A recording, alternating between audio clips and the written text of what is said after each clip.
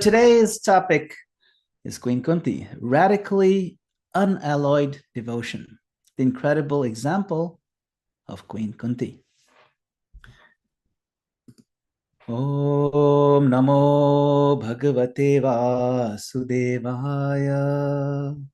Om Namo Bhagavate Vasudevaya. Om Namo Bhagavate Vasudevaya.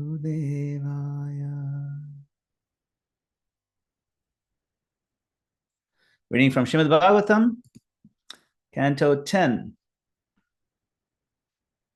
Chapter 58, verse number 8. So, we'll hear from Queen Kunti. Queen Kunti is a very special soul who lived an extraordinary life. When she was a young princess, she served very nicely Durvasa Muni, who gave her special boon that she can invoke the presence of any demigod that she wants. And that particular mantra is such that it compels the demigod to give her a child, a son. So she said, I don't know, let's try it out. She's just a young girl, and she tried it out, and the sun god came in, and he's like, okay, I'm compelled to give you a son. And she's like, no, I'm too young, I'm not married, it'll be a big scandal. And he said, well, you have to figure it out. And he gave her the boy. And she eventually became the mother of the first Kaunteya. The first Kaunteya was Karna. And then, of course, she had to give him away. She put him in a basket, and so on. And later on in the Mahabharata, we see her sons, the Pandavas, they're going through so many trials and tribulations. And these are summarized in the first canto by Queen Kunti herself. And then again, here in the 10th canto, we come to the point where Krishna is visiting the Pandavas in their city of Indraprastha. The story is going a little bit back and forth. Now, this point in the 10th canto is the story is a different time. It's earlier than all the tribulations, but it's really wonderful to see how Queen Kunti's narrative plays into different aspects of the Bhagavatam. So the verse today.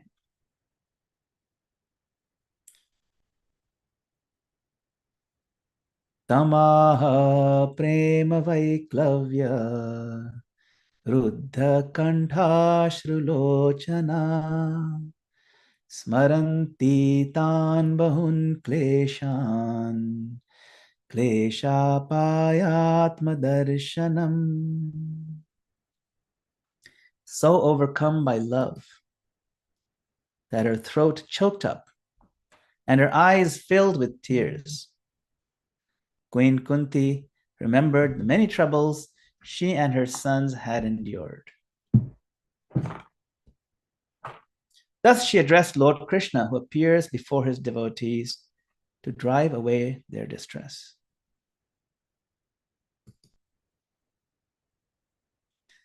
Tadaiva kushalam no bhut sanathaste kritavayam Gyatinna smarata Krishna Bhrata me preshitastvaya.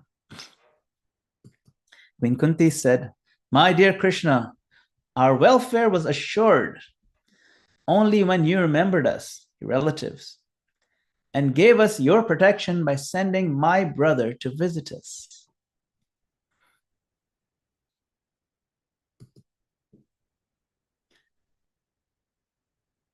Na testi swaparabhranti vishvasya suhridatmana tathapi smaratam shashvat kleshan hamsi hridi sthita. For you, the well-wishing friend and supreme soul of the universe, there is never any illusion of us and them. Yet even so, residing within the hearts of all, you eradicate the sufferings of those who remember you constantly. The purport here by servants of Srila Prabhupada.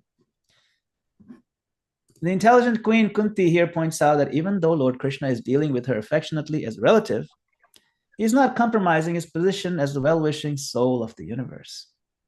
In other words, the Lord doesn't play favorites.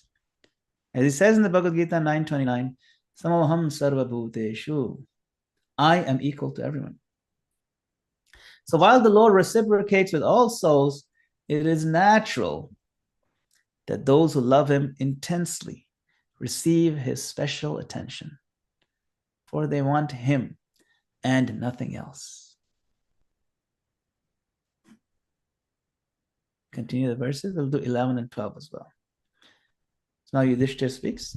Yudhishthira uvacha kimna acharitam shreyo navedaham madhishvara yogeshwaranam dudarsho yanno drishta kumedasam. King Yudhishthira said, O Supreme Controller, I do not know what pious deeds we fools have done, so that we can see you, whom the masters of yogic perfection rarely see. Iti vaivarshikan masan ragya sobhyarthita sukham janayan nayananandam indraprastho kasam vibhu. Requested by the king to stay with them, the Almighty Lord remained happily in Indraprastha during the months of the rainy season, giving joy to the eyes of the city's residents. Purport. If possible, the readers of the Bhagavatam should try to correctly chant the Sanskrit verses, which are exquisitely poetic.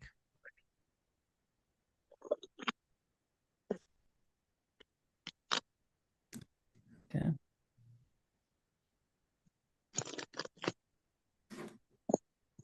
Om Jnanatimirandasya Jnananjana Shalakaya Chakshurun Militam Yena Tasmai Shri Gurave Namaha. I offer my humble obeisances unto the lotus feet of my spiritual master, who has opened my darkened eyes and filled my heart with transcendental knowledge. I further offer my obeisances to all of the assembled Vaishnavas and seek your kind permission and blessings that we may recite Srimad Bhagavatam together.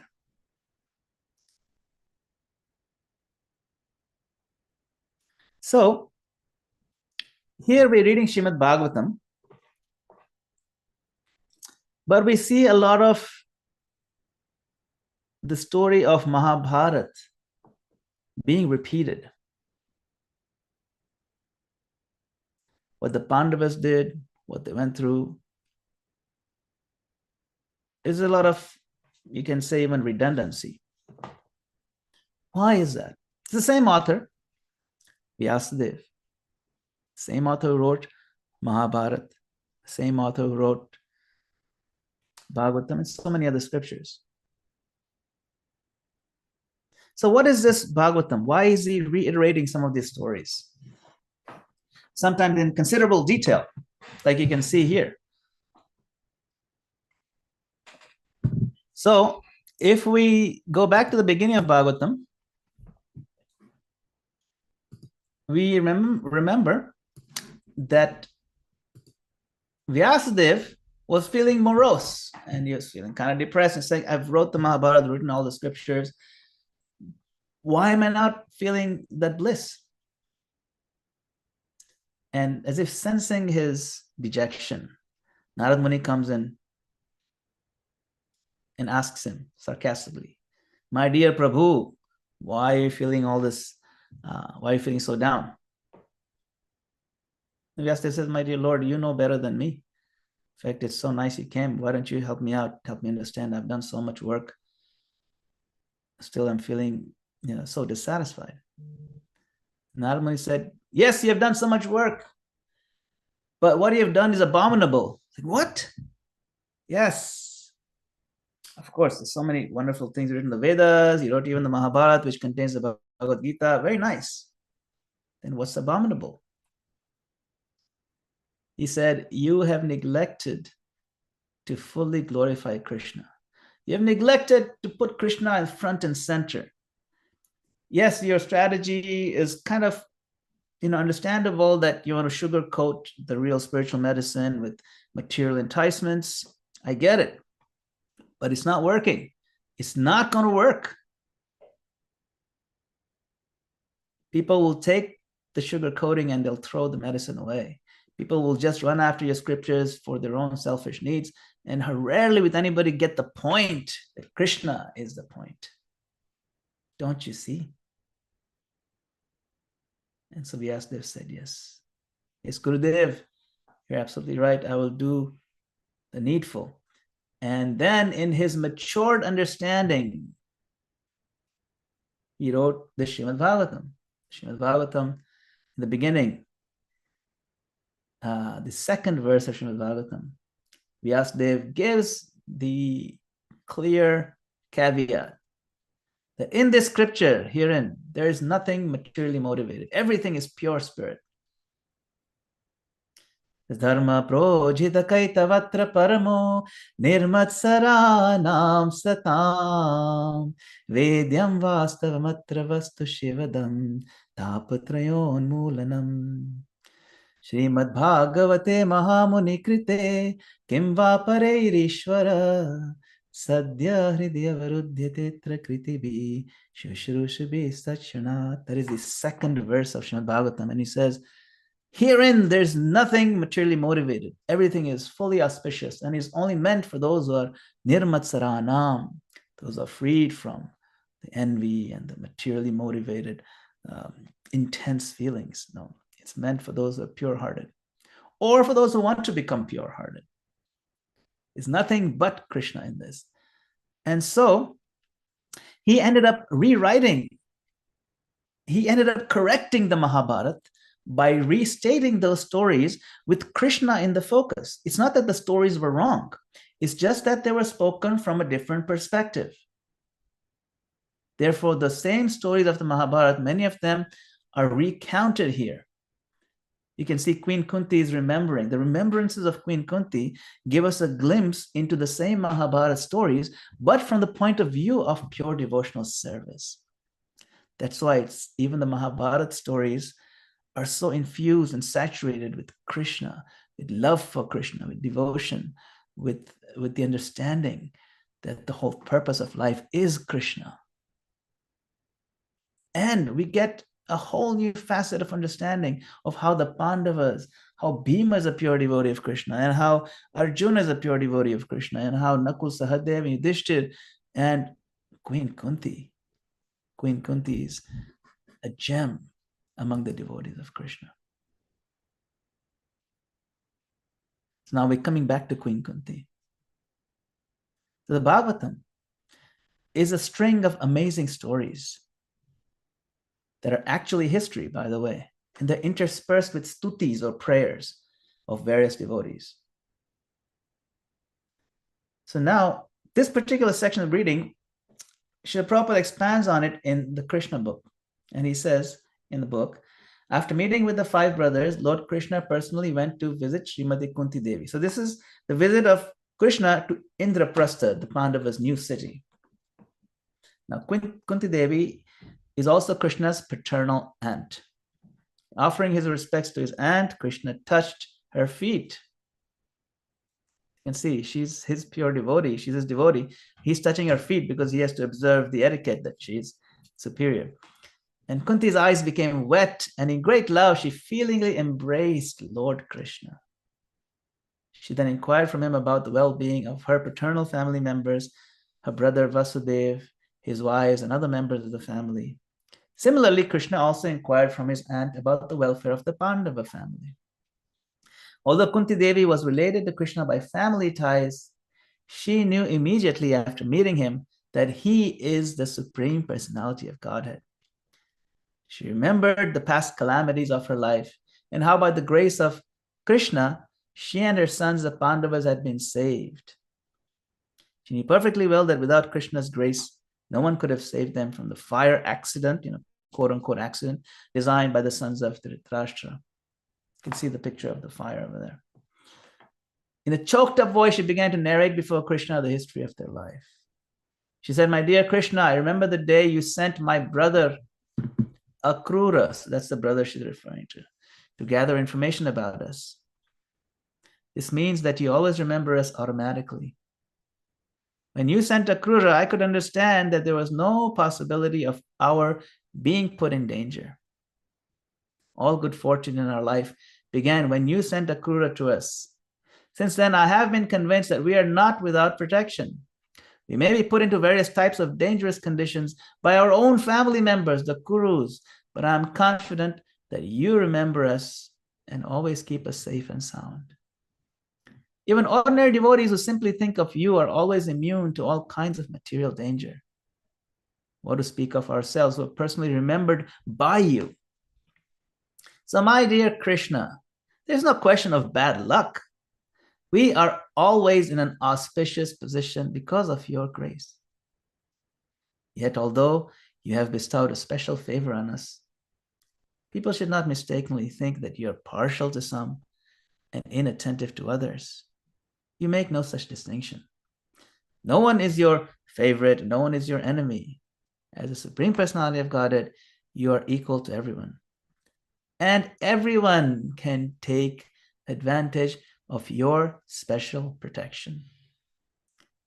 The fact is that although you are equal to everyone, you are especially inclined to the devotees who always think of you. The devotees are related to you by ties of love. As such, they cannot forget you even for a moment. You're present in everyone's heart, but because the devotees always remember you, you respond accordingly. Although a mother has affection for all her children, she takes special care of the one who is fully dependent. I know certainly, my dear Krishna, that being seated in everyone's heart, you always create auspicious situations for your unalloyed devotees. So you see her situation is kind of quite precarious. Her own family, the people that you're supposed to trust, are after her life, after the life of the Pandavas. You can imagine, right? These are cousins, the first cousins, the Kauravas. You would think that your royal family, there's so much wealth, so much power, so much influence. You have big palaces, you have so many resources. You're the king of the whole world, really. Why can't you live in peace with your brothers? The very people who you trust, the very people who you look to for protection, are the ones trying to kill you and attack you. Why? Because they're envious. The Kauravas are so envious of the success of the Pandavas. Duryodhana was so envious of Yudhishthir's wisdom, Arjuna's bravery, the beauty of Nakul Sahadev, the strength of Bhima. He was just envious about everything. He was envious of Draupadi. Wow, they got the most good-looking wife in the whole world. He's just envious all around. The same people who you expect to live in brotherly love. And Kunti was wondering, what can I do? In this same episode, or the same scenario is discussed in the 49th chapter of the same 10th canto, when Krishna sends Akrura. Akrura is Kunti's cousin. And Kunti then sees Akrura, and Akrura comes, he talks to Dhritarashtra, he says, "What's wrong with you? Why can't you live nicely together? Otherwise it's just going to be a big fight coming up. I can tell, I can smell it." And Dhritarashtra didn't listen. But when Kunti saw Akrura, she felt, yes, this is a messenger of my Lord Krishna. Now I know Krishna is thinking of us. I know Krishna is going to take care of us. So what does that mean? You see, when you're in a very unusually fearful situation, or a disturbing situation, if we turn to Krishna, Krishna reciprocates. Queen Kunti is a very advanced devotee.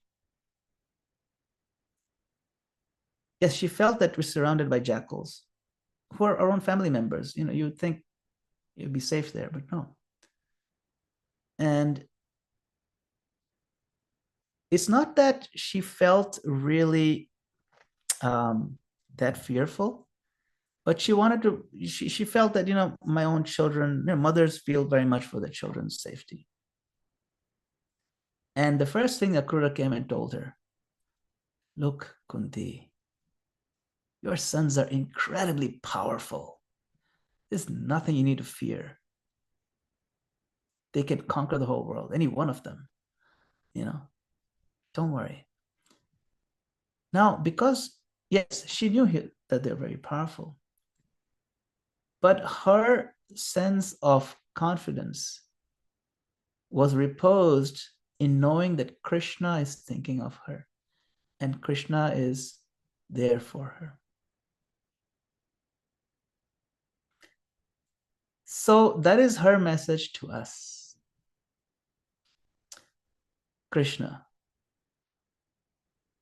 She mentions here that he is in everyone's heart and he is the well-wisher for everybody.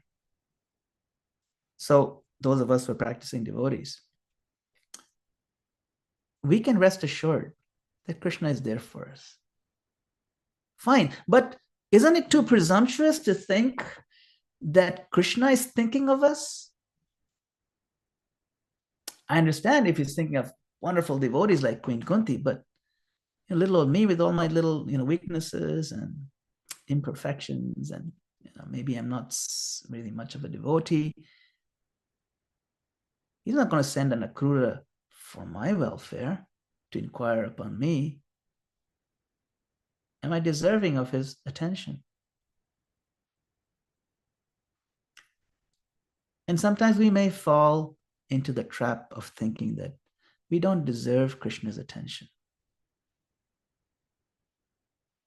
But here Prabhupada reminds us that Krishna is equal to everybody.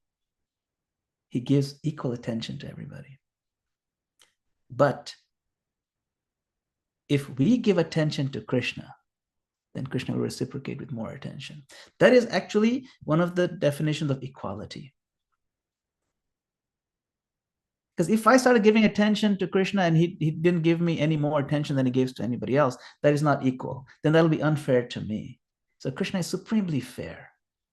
And he gives us a clue and the trick that, look, you want more attention? You just give more attention to me. Just show me you're interested. I am totally interested in you, Krishna is saying.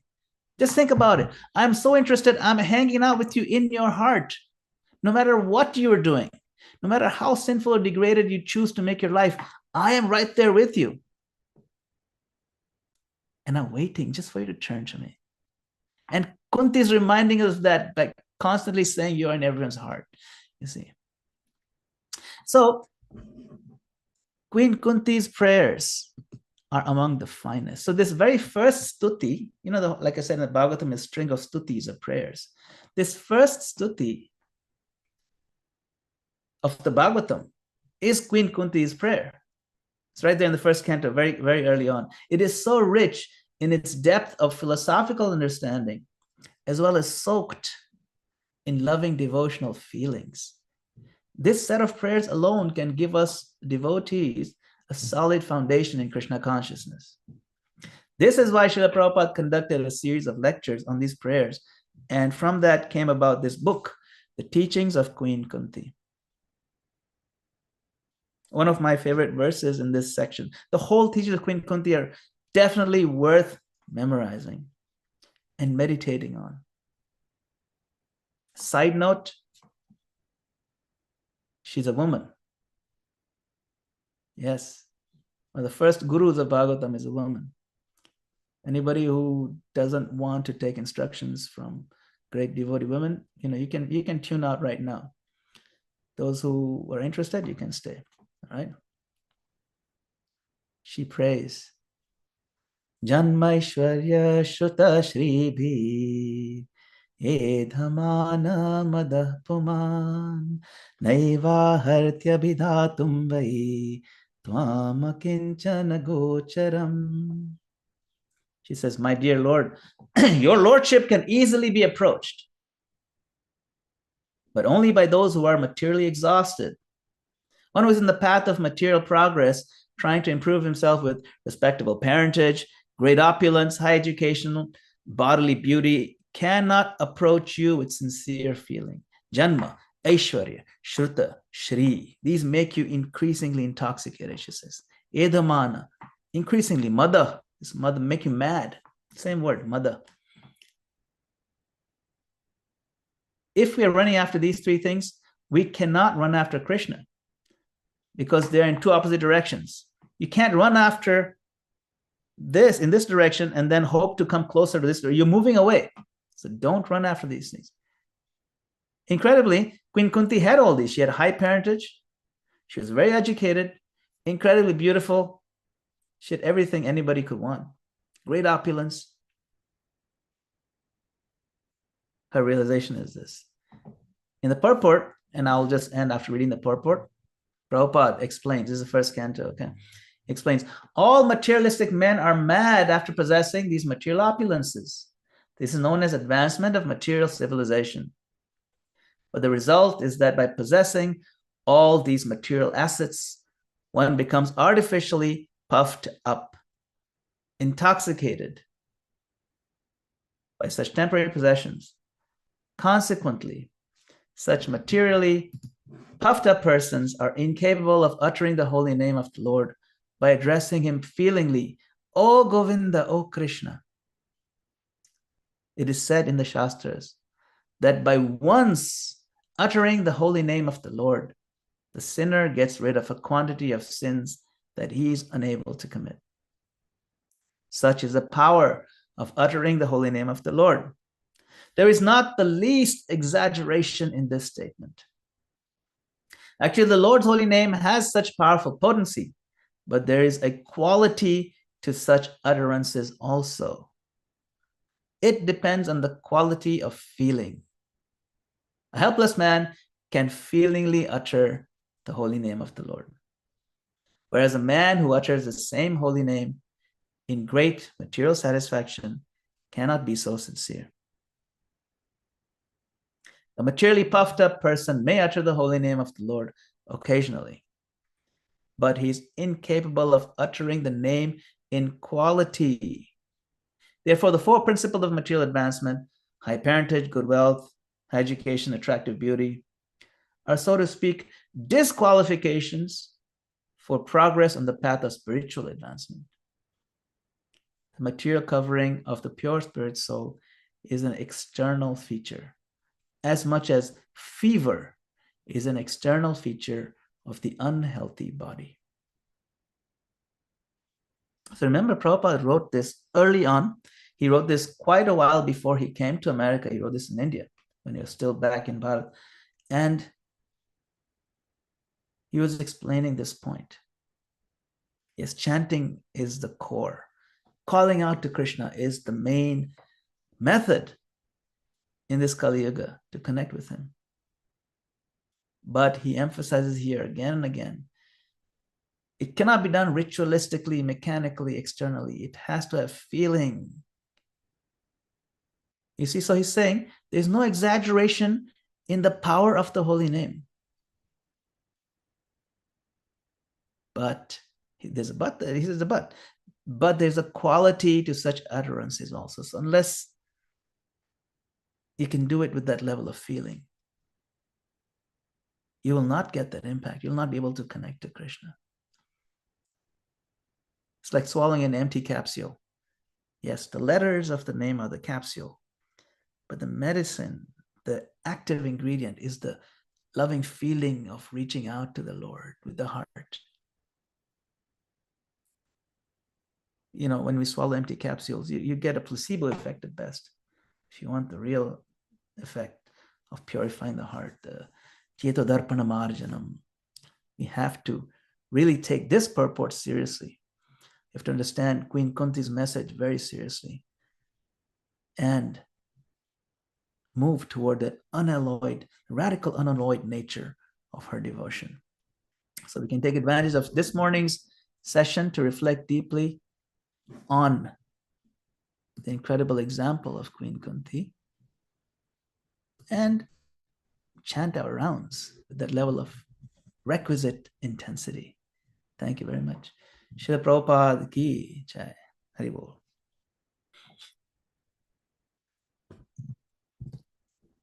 Okay, if there's any loving exchange to be had, this is the time.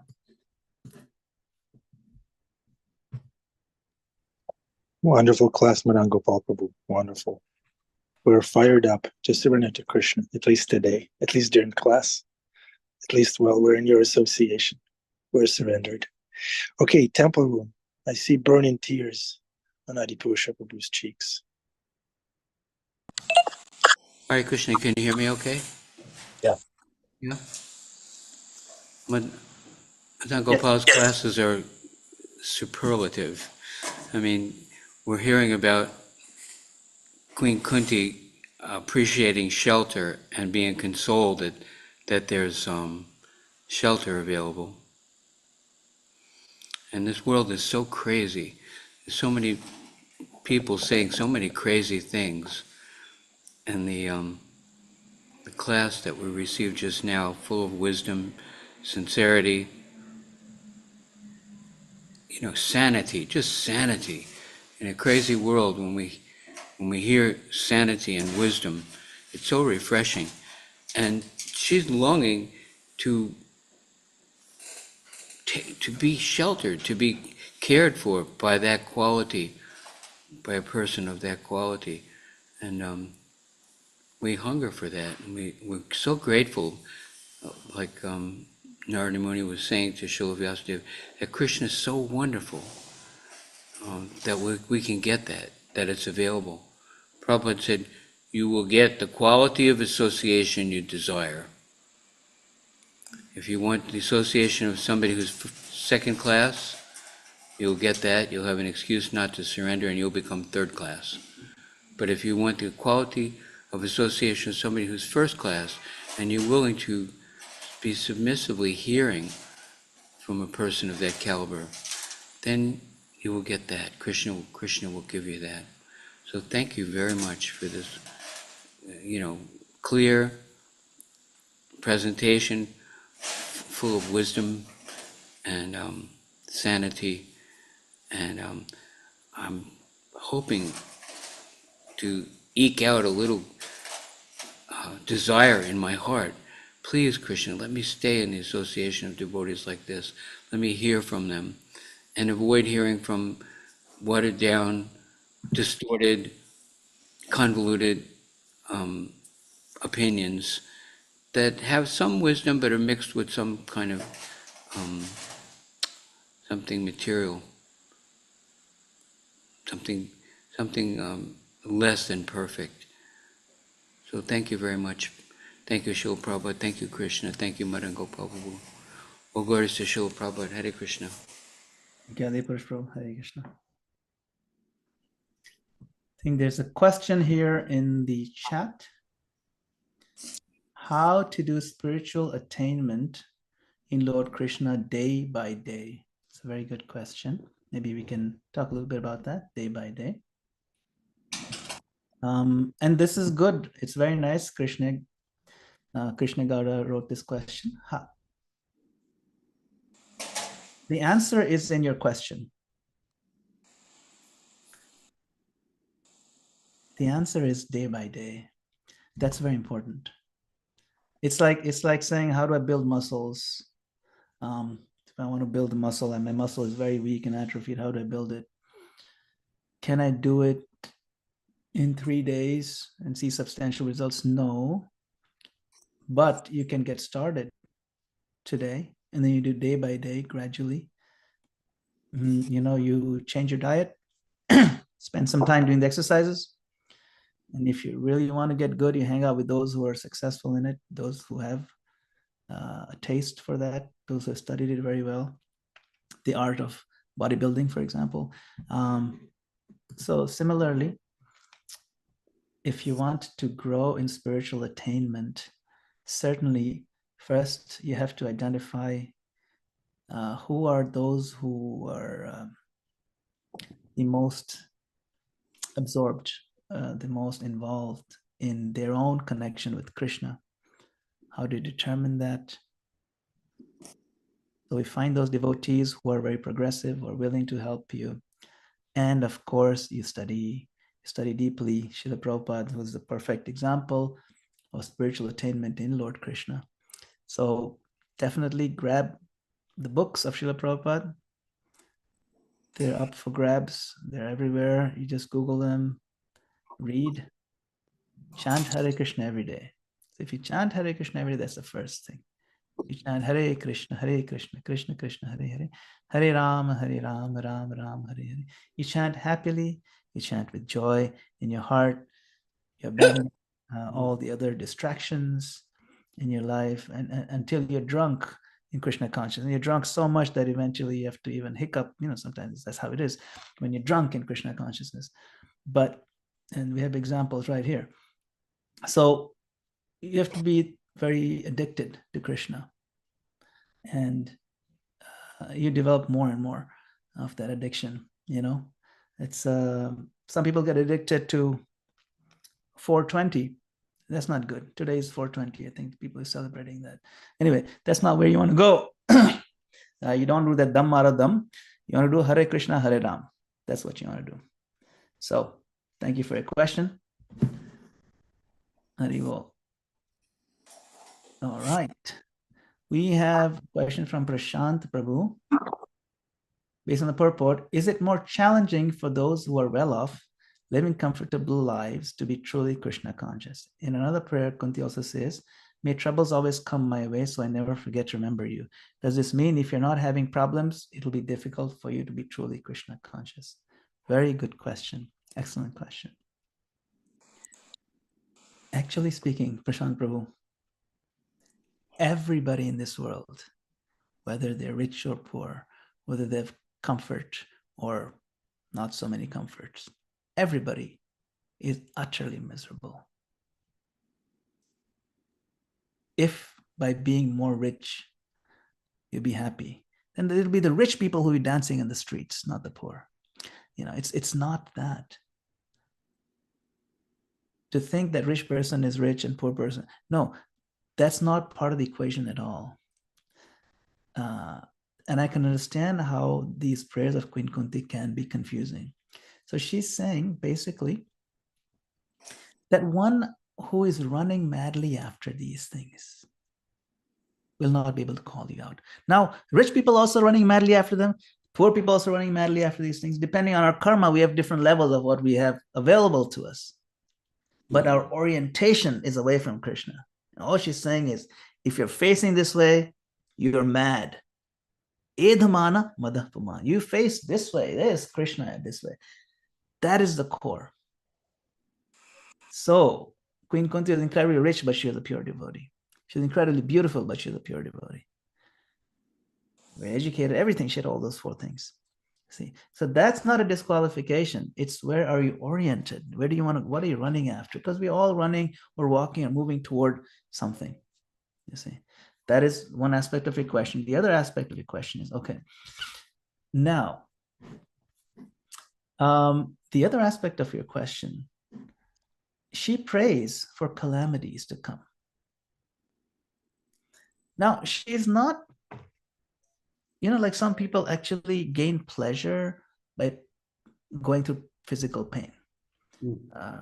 Masochistic, for example, that's the word for it. Sadistic is one who gives you pain, and one who gives themselves pain to get some kind of morbid pleasure out of it.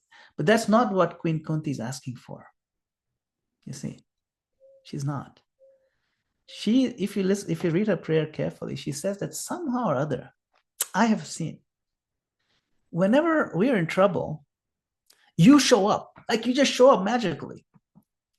I don't know what that correlation is. But if that's what it takes for you to show up in our lives, then give me trouble every day. You see, she is just praying. It's a poetic way of saying, my Lord, whatever it takes for you to be present in my consciousness, in my life, I will tolerate it. I will embrace it, even though it may be physically painful. Somehow I see there's a correlation.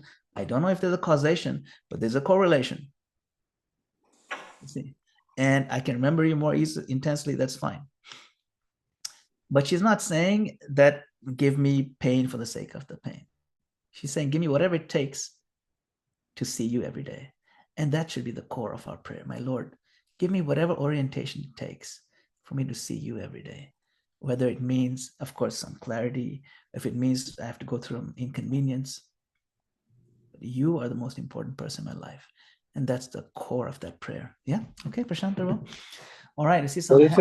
What if it takes some wealth and all kinds of auspicious things? Should we reject that? No, that's the thing. Whatever it takes, my Lord, whatever you think, my Lord, will make me more Krishna conscious. Kindly give me that. I am praying for that. Kindly give me to you. And if that service takes the shape of amassing incredible amounts of wealth to use in your service, then so be it. I'll tolerate that too. Yes, because having wealth is also a burden. Gold weighs so much; it's so hard to lift. I'll tolerate that weight for you, my Lord. But of course, we don't use even an ounce of it for our sense gratification. We use it for Krishna's service. Yeah. Thank you for that clarification, Prabhu. Thank you. We have hands up. We have questions in the chat. So Okay. nice. Anand Bihar Prabhu, why don't you guide us? Who can go first? Gail. Gail is a lady. Hi, Krishna Prabhus. Prabhu, I'm referring to that absolute statement that you made that every one of us is miserable. I'm thinking, let's say, except for Gail, Mataji, everybody is miserable. No, I'm a poster child of misery. But anyway, I'm thinking about that person who was experiencing that he was born with a silver spoon in his mouth and doesn't have enough fingers and toes to count his blessings, right? He's feeling no pain, everything is going his way. How should such a person understand that he too is miserable or will be? Yes, good question. Very good question. For those of us who are born with a plastic spoon in our mouths, it's very easy. But for a person born in a silver spoon, they suffer exquisite misery. And they know it. It's true. It's true. Why do you think so many rich people take shelter of drugs and things, that unhealthy things? Because you're, especially those who became rich after living, say, middle class life, and all of a sudden become very rich. They gain a lot of fame very suddenly. You would think their lives would be so much more stable, so much more focused, so much more, blissful. But many of the celebrities, you see them, they crash and burn. See, and I'll tell you how that works. When you go from $0 to making, say, $20, then wow, this is so awesome, I'm making my own money, cool. And then when you go from $20 to making, say, a couple $100 a week, fantastic. And then you're making a couple thousand, a week. This is so good. So when you see jumping from 100 to 1,000 and 1,000 to 2,000, you can do so much more. But when you go from 1 million to 2 million and 2 million to 5 million, somehow the math doesn't work out like that anymore. I'm not 1,000,000 times more happy. Why? Then it's extremely confusing. Oh, wait, I don't have cocaine. Let's do that. And then destroy themselves. Okay, cocaine isn't strong enough. Let's do crystal meth. And then they destroy themselves. They think that it has to have equivalent growth in bliss when you have more wealth. And when you do that, you end up crashing and burning because there's a limit to how much the material body can give you. This material body is designed to give you pain, very little pleasure. And so if you try to get it through this, it's going to be utterly miserable. And that's just the physical aspect of it. Then there's the other aspect of, the relational things. And that's why they go through so many marriages. And why isn't it working out? Okay, I have all the money and everything, but now I want power, so I'm going to run for president. And then they're just utterly miserable to try to run for some office, to get attention. So the silver spoon people, most of them are utterly miserable. All of them miserable. Some of them know it. Some of them are putting their heads in the sand about it. We see it. It's very obvious. So, you know, nobody's fooling anybody here. It doesn't take a genius to see it's not worth it, you know.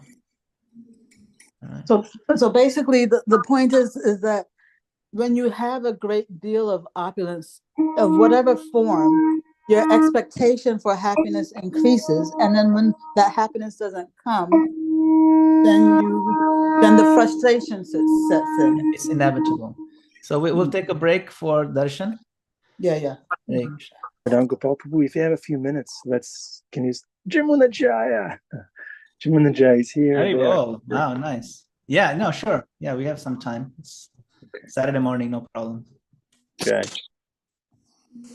So I think we wanted to continue some more discussion here. There's some questions in the chat. Is Bhima Prabhu still want to say something, or what's the deal there?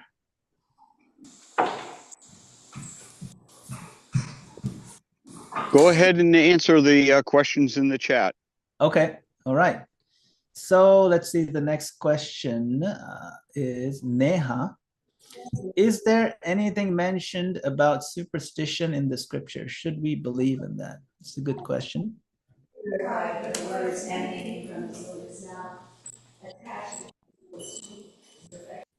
So, like, I always tell people, are you superstitious? I say, I'm not superstitious, I'm just a little bit stitious, you know. But basically, what is superstition? Superstition is some kind of unusual, or you can say unscientific, or not easy to prove belief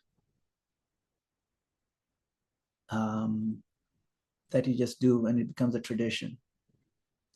You know, like it's considered superstitious or bad luck if you were to walk underneath a ladder. There's a ladder against the wall. It's bad luck to walk underneath a ladder. They'll tell the kids that. The mothers tell the kids, don't, you know, it's bad luck. So that becomes part of superstition. If you walk underneath a ladder, it's bad luck. Now, a lot of superstitions are rooted in some reality. In general, it's unsafe to walk under a ladder, especially a little kid. You know, there's probably workers up there, they're going to drop a brick on your head or a paint bucket or something. So there's enough incidents of that happening that mothers decided, hey, okay, just categorically, walking under ladders, bad. Tradition. That's how superstitions develop.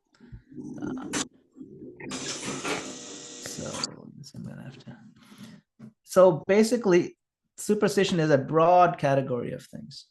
Now, in scriptures, there's also many kind of things that they tell you to do, tell you to avoid. And someone may say, oh, this is just superstition. But scriptural injunctions, especially those that are emphasized by the spiritual master, they may not necessarily be immediately intuitive why that's there. It's like just superstitious. Why don't you do that? But because they're scriptural injunctions, we will maybe later on realize why it's valuable. You know, so superstitions, by the word superstition, it generally means unscientific, backward village people do that. But that's why we don't use the term superstition. It's a real thing, but people have superstitious beliefs. Many of them may have been founded in something real back then, but they may not be relevant today. You know, so we have to kind of evaluate anything that seems superstitious to us through the lens of scripture and through the lens of Guru Sadhu. So Guru Sadhu Shastra, you combine them and you get your guidance on what kind of things to do, what kind of things to avoid. All right, I hope that helps, Neha. We have another question from Jeffrey Ackler. You eradicate the suffering for those who remember it constantly. So that says, one cannot be simultaneously grateful and depressed. One cannot be in distress when in pure conscious awareness of Krishna. It's not an aphorism, it's a statement of scientific fact. Thank you for sharing that. Very nice. And then Vanisha's emphasizing that we're drunk with Krishna conscious vision. That was, I think, in reference to the camera we're no longer drunk because we can see clearly now. So that's also okay. And then Bhima Prabhu emphasizing superstition is not taking responsibility for your actions and blaming unseen fates for your just due. Yes, that's another angle to look at it. Thank you, Bhima Prabhu. Okay, so that's pretty much it for the questions in the chat. Bhima Prabhu, you wanted to add more? Do you want to give a comment and so on? As a village person, Bhima Prabhu, are you superstitious?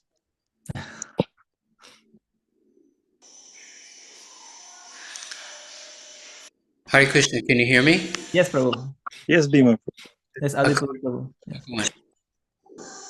There's a comment on one of the questions about making progress if you're in a comfortable, opulent, cozy position. Lord Rishabdev, we mentioned this yesterday, he's recommending voluntarily accept austerity. That even if you're in a very opulent, comfortable position, we do have the choice to say, let me make some sacrifice for Krishna. That's appropriate. To voluntarily accept austerities, to purify our existence for Krishna's pleasure. And then that counteracts the fact that the comfortable position might make us complacent. Anyway, just a comment. That makes sense. Every time a little bit of opulence comes our way, we should be thinking, that's not for you, not for you. That's for you to use in Krishna's service, not yours. Give it back. Okay, Bhima Prabhu. Yes, Haribol Prabhus. That was, oh, well, here we go. Here's a calamity coming.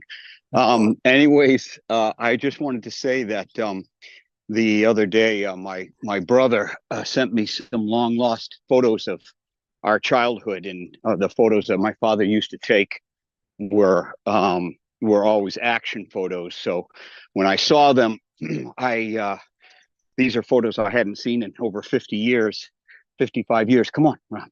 Hold on for a second. I'm sorry. 55 years, and I had realized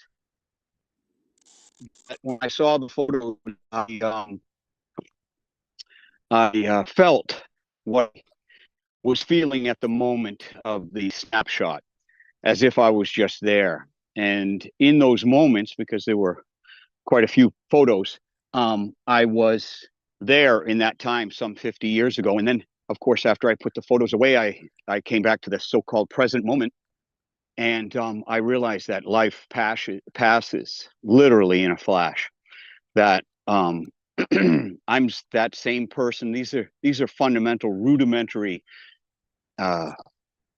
realizations. I am that same person I was when I was a kid.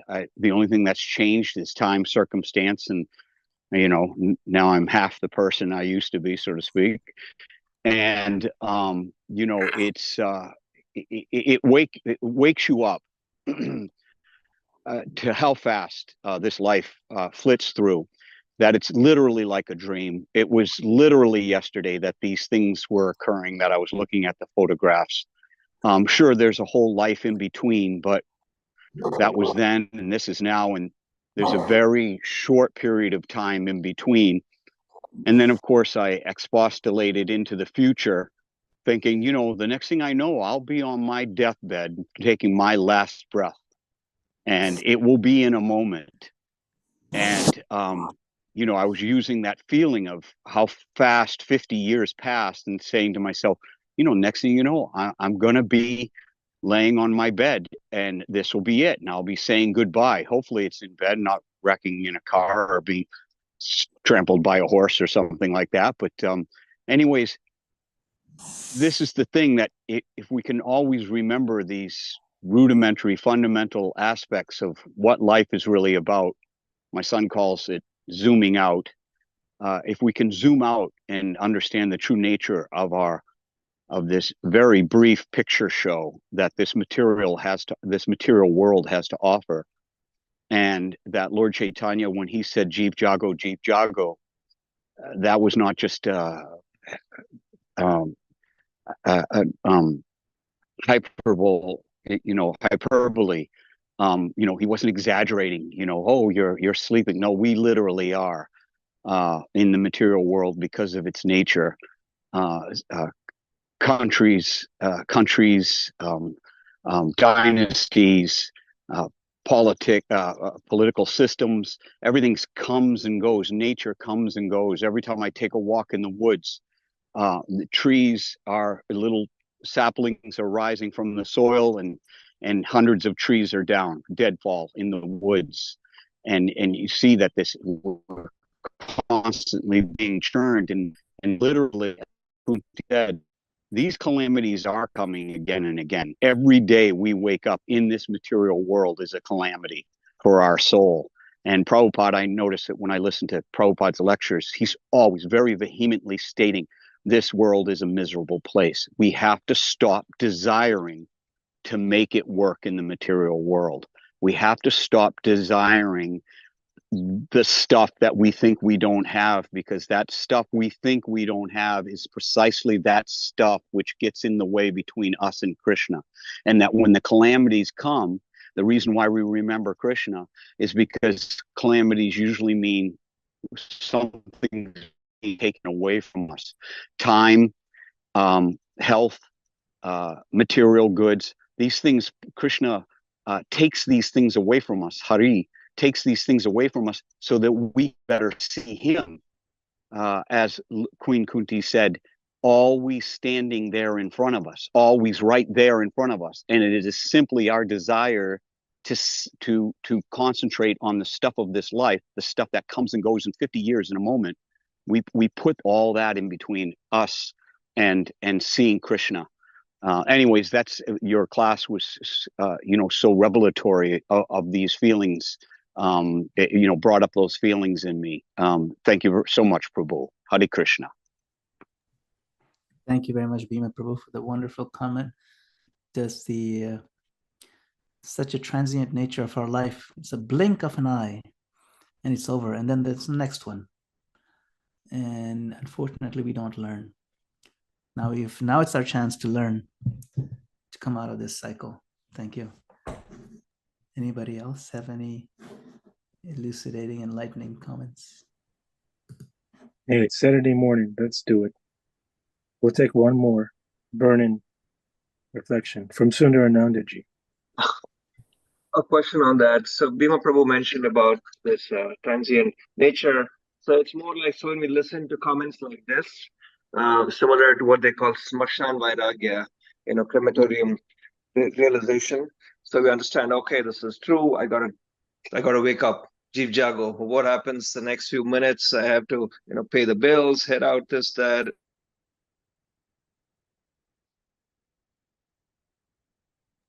You're muted, Sundaranandaji. Okay, you're back. Yeah, okay. So I think his question was, is Smashan Vairagya that, Yes, sorry. I think I got a call, so I might have cut out. Yeah. Yes, Yeah. that was my question. How Sure. do we stay in that consciousness? Yes. How do we stay in the Smashan all day long, basically? Yeah. Smashan refers to the crematorium. The bodies are burning. And it's not particularly fragrant over there, but it reminds you of the transient nature, the temporal nature of our own inevitable death. It shakes us when we see the body burning. In Bharat, where they do this, you don't do it in these box-like ovens where you don't see the body. You see it. You see it out in the open. The burning ghat. The body is on the pile of wood. Madana-gopāla Prabhu, is it true that they're supposed to break the skull with a stick to let the brain burn? I have heard that. I haven't seen it done really so much. But I think it's definitely an advisable thing, because when I saw one funeral like that, the brain exploded because of the heat. And it's kind of, grotesque, right? Pop! The piece of bone goes flying there. You got to watch out, So yeah, it's pretty graphic.